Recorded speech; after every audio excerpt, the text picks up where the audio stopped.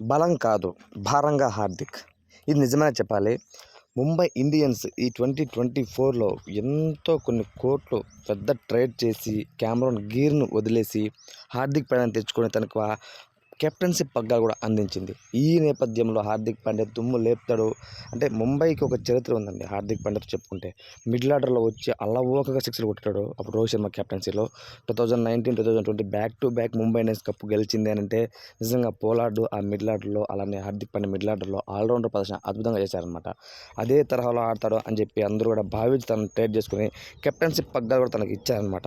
కానీ తను ఈసారి మాత్రం చాలా భారంగా తయారయ్యాడు. బౌలింగ్‌లో ఫెయిలు, బ్యాటింగ్‌లో ఫెయిలు, ఫీల్డింగ్‌లో ఫెయిలు, కెప్టెన్సీలో ముఖ్యంగా ఫెయిలు. సో, ఇలా ఏ తరుణంలో చూసుకున్నా కనీసం 1% కూడా మ్యాచ్‌కి తను ప్లస్ అవుతారంటే ఇంకా చెడగొడుతున్నారు తప్ప ప్లస్ అవ్వడం లేదనమాట. సో, కాబట్టి చాలా అయితే ట్రోలింగ్ ఎదురుతున్నాయి ఇప్పటివరకు సీజన్ స్టార్ట్ అయినప్పటి నుంచి కూడా తనకి. మీరు చూసారో చాలాసార్లు ఆడియన్స్ కూడా బూ చేశారనమాట. ఆ స్టేడియంలో కుక్కొస్తే హార్దిక్ పాండ్యా అని అరవడం కానివ్వచ్చు. ఒక ఇండియన్ ప్లేయర్‌ని ఇంతగా హేట్ చేస్తున్నారు ఇండియన్ ఫ్యాన్స్. సో, కాబట్టి ముఖ్యంగా ఇది తన కాన్ఫిడెన్స్ తగ్గించేది అని చెప్పుకోవచ్చు.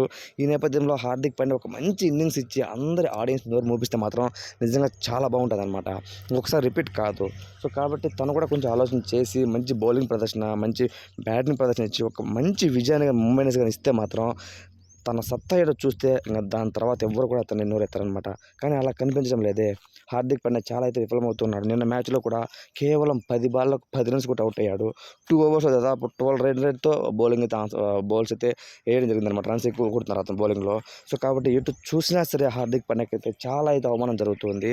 సో, ఈ నేపథ్యంలో నెక్స్ట్ 2025కి ముంబై ఇండియన్స్ మెగా ఆక్షన్‌లోకి రోహిత్ శర్మ గాని వస్తే మాత్రం చాలా బాగుంటుందని అందరూ ఫీల్ అవుతున్నారు. కానీ ముంబై అతను వదిలేస్తుందా లేకపోతే తనకే పగ్గాలు ఇచ్చి మరి 2025లో ఉంటే మాత్రం చాలా బాగుంటుంది. సో, పగ్గాలు ఇవ్వకుండా అంటే కెప్టెన్సీ ఇవ్వకుండా మాత్రం రోహిత్ శర్మ ఉండడు అని ఒక టాక్ అయితే వస్తుంది. సో, ఈ వీడియోపై మీ ఒపీనియన్ ఏంటని కామెంట్ రూపంలో తెలియజేయండి. Thanks for watching.